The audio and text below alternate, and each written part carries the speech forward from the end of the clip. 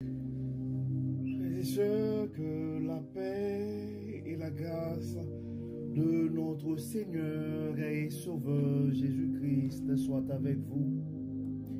Ici est WH Redemption Ministries pour notre dévotion matinale pour ce samedi 8 juin 2024.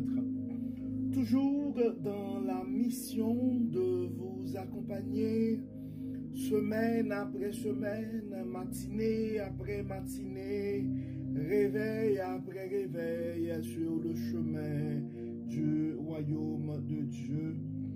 Car l'essentiel, frères et sœurs, est dans le royaume de Dieu. La force est en Dieu. La consolation est en Dieu. L'abondance est en Dieu. La sagesse est en Dieu. Et l'espérance est aussi en Dieu. C'est pourquoi nous nous répétons à chaque instant: cherchons d'abord le royaume de Dieu et sa justice, et toutes les autres choses nous seront données en plus. Bon réveil mon frère, bon réveil ma soeur, bienvenue et à notre dévotion matinale. Donc vous savez, et notre dévotion matinale, son but premier, c'est de nous aider à nous réveiller avec Dieu. Car en commençant notre journée avec Dieu, en nous réveillant avec Dieu, ça va nous donner la possibilité d'avoir une journée remplie de la faveur de Dieu. Et en accumulant des journées remplies de la faveur de Dieu, nous allons finir par avoir une année remplie de sa bonté. Et des années remplies de la bonté de Dieu vont finir par nous aider à avoir une vie comblée de ses plus riches bénédictions sur plusieurs générations. Donc, c'est la journée que l'Éternel a fait, mon frère, c'est la journée que l'Éternel a fait, ma soeur, et que le nom de l'Éternel soit béni, que le nom de l'Éternel soit exalté, que le nom de l'Éternel soit glorifié, car il nous a permis de passer la nuit. Nous sommes toujours comptés parmi les vivants, parmi ceux qui respirent, et la parole nous dit que tous ceux qui respirent louent l'Éternel. Peu importe les circonstances de ta vie actuellement, mon frère, peu importe les circonstances de ta vie actuellement, ma soeur, tu dois réaliser que l'Éternel est la source de ta joie et tu dois rendre gloire ce matin. Et nous devons toujours nous rappeler, frères et sœurs, notre but premier dans la vie, c'est de faire plaisir à Dieu. Donc le texte qui nous est confié, qui nous est suggéré ce matin, c'est le texte que nous trouvons en Ecclésiaste chapitre 12, et nous allons lire les 12 et les 7 premiers versets, disons. Ecclésiaste chapitre 12, versets 1 à 7. Nous allons lire, comme d'habitude, la Bible du semeur. Et tiens compte de ton Créateur au temps de ta jeunesse, avant que t'adviennent les jours mauvais, et avant que viennent les années dont tu te diras, je n'y prends pas plaisir. Avant que s'obscurcisse le soleil et la lumière, et que la lune et les étoiles perdent leurs éclats, et que les nuages reparaissent sitôt après la pluie.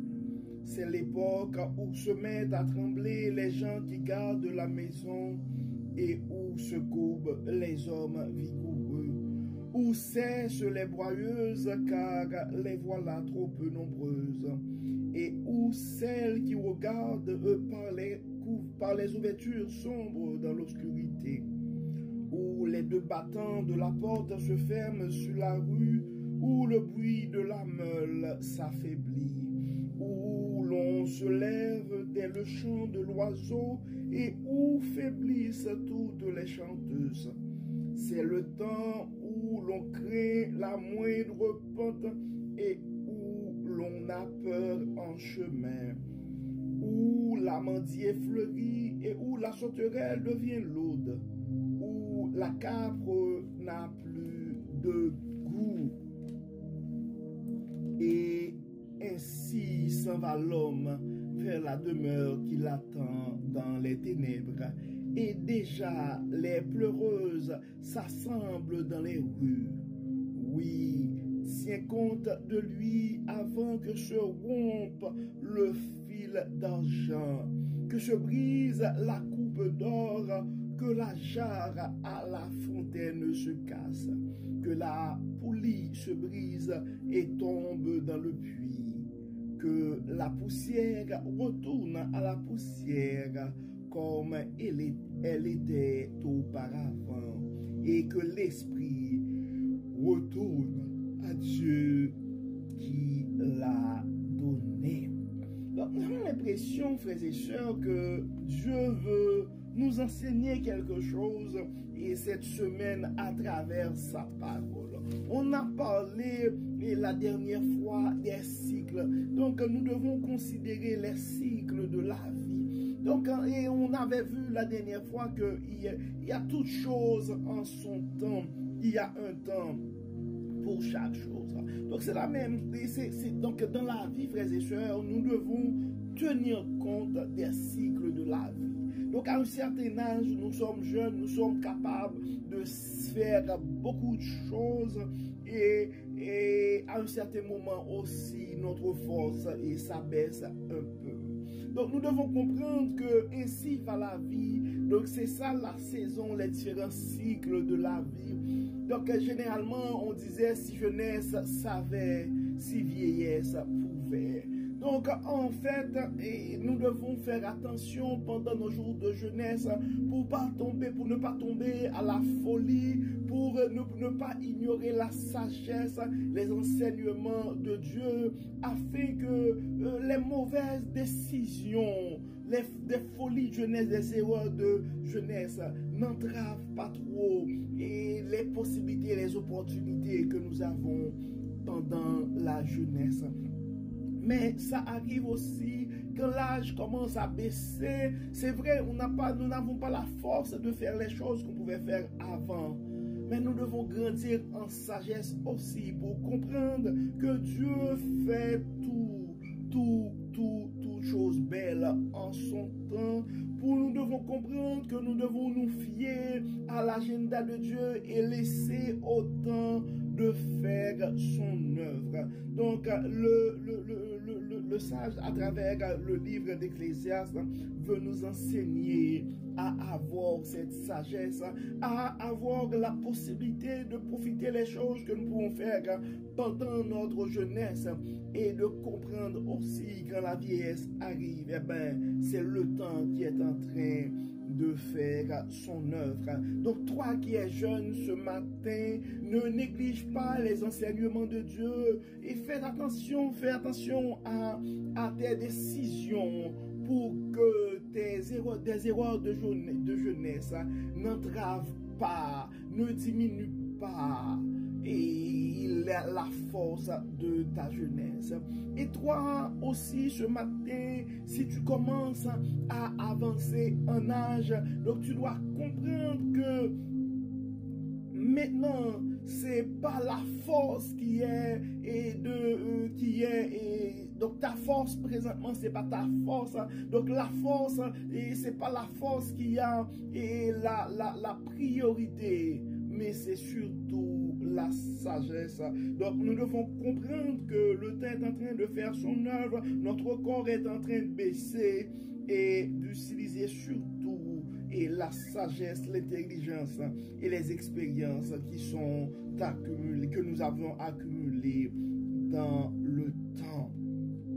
Parce que la parole dit, j'aime cette phase-là, c'est le temps où l'on craint la moindre pente et l'on a peur en chemin, où l'amandier fleurit et où la sauterelle devient lourde, où la capre n'a plus plus debout.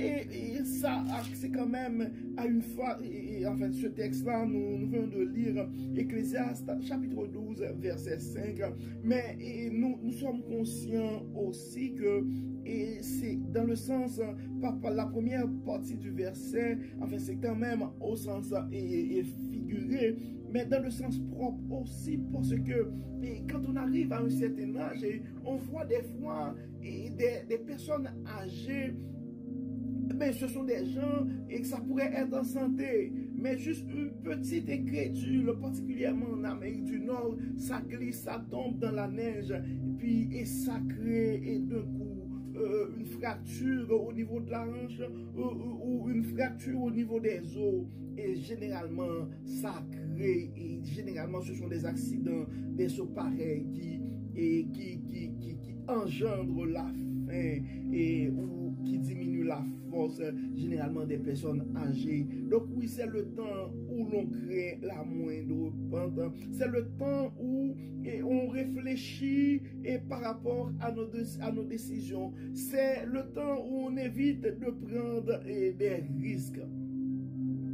Ça dit dans le verset 3, c'est l'époque où se mettent à trembler les gens qui gardent la ville, où se courbent les hommes vigoureux, où cessent les boyeuses car les voilà trop peu nombreuses, et où celles qui regardent par les ouvertures sombres dans l'obscurité, où les deux battants de la porte se ferment sur la rue, où le bruit de la meule s'affaiblit, où l'on se lève dès le chant de l'oiseau et où faiblissent toutes les chanteuses.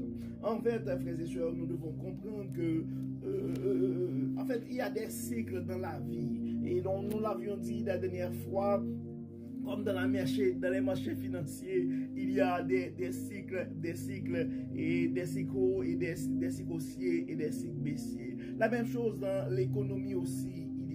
Il y a plusieurs phases dans un cycle économique. Donc, frères et sœurs, dans la vie aussi, de la même manière, nous pouvons voir qu'il y a cette saison. Présentement, on voit, il fait chaud, c'est l'été qui s'en vient.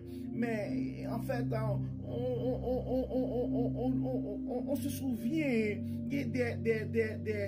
des soirées hivernales où il faisait des moins 20, moins 30, où il neigeait à ne plus finir, des pluies verglaçantes. Mais maintenant, c'est le soleil. Nous devons arroser les gazons.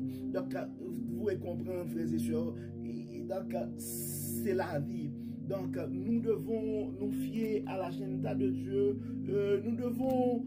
il y a une seule chose qui reste constante. Il y a une seule chose qui reste constante. Donc, ça pourrait varier les circonstances dans la vie. Ça pourrait varier les événements. Mais notre dépendance à Dieu devrait rester constante.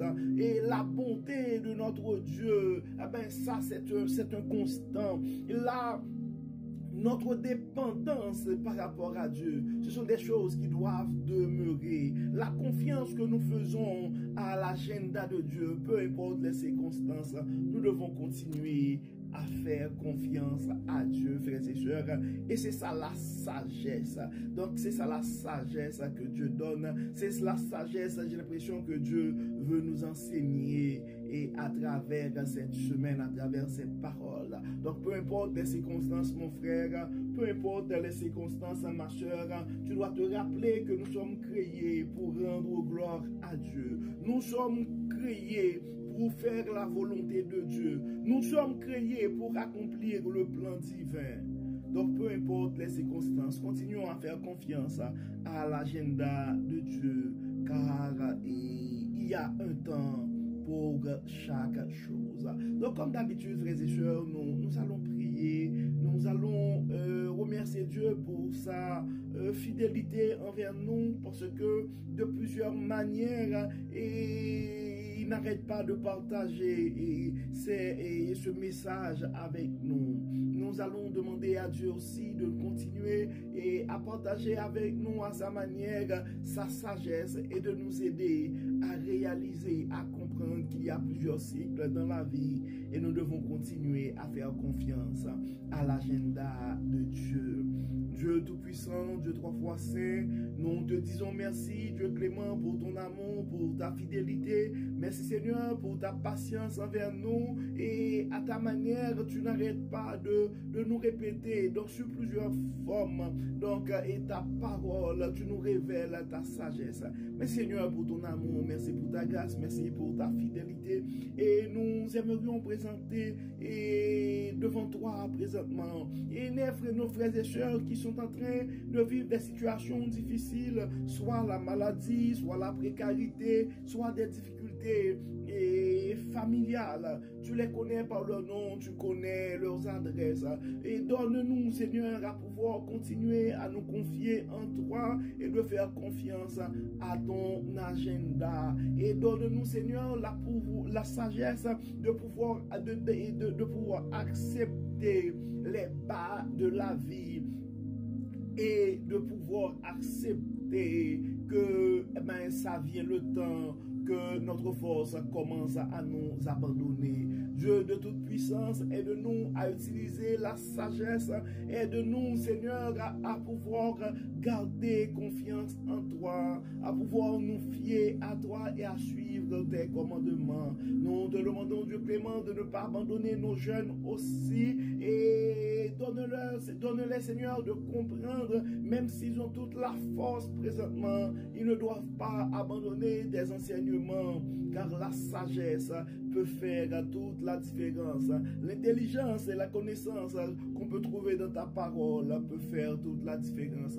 Continue, Seigneur, à nous guider, guide nos jeunes, fortifie nos vieillards et accompagne, Seigneur, nos familles et que tout soit fait pour la gloire de ton nom. Encore une fois, Seigneur, nous bénissons ton Saint-Nom pour tous les merveilles, pour tout ce que tu as fait dans nos vies. Merci, Seigneur, pour les choses que tu nous aides à accomplir. Continue, Seigneur, de nous accompagner. Et n'oublie pas nos frères et sœurs qui sont malades, tu les connais par leur nom. Ceux qui ont d'autres formes de difficultés, nous demandons de les accompagner, que tout soit fait dans leur vie pour la gloire de ton nom. Au nom de Jésus, nous prions.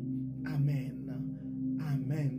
Donc, frères et sœurs, nous arrivons au terme de notre dévotion pour ce samedi 8 juin 2024. Nous espérons que votre âme a été bénie et si vous l'avez déjà fait, et si vous ne l'avez pas déjà fait, je vous invite à partager notre dévotion de ce matin à un frère, à une sœur dans un groupe, car on ne sait jamais ce que la parole de Dieu peut faire dans la vie de l'un de ses enfants. Et d'ici là, frères et sœurs, nous vous souhaitons une excellente fin de semaine, une très belle journée de samedi. Que le Seigneur nous protège, que le Seigneur nous accompagne, qu'il nous accorde sa grâce et sa sagesse au nom de Jésus. Amen. Amen. Bon samedi, frères et sœurs, et à demain.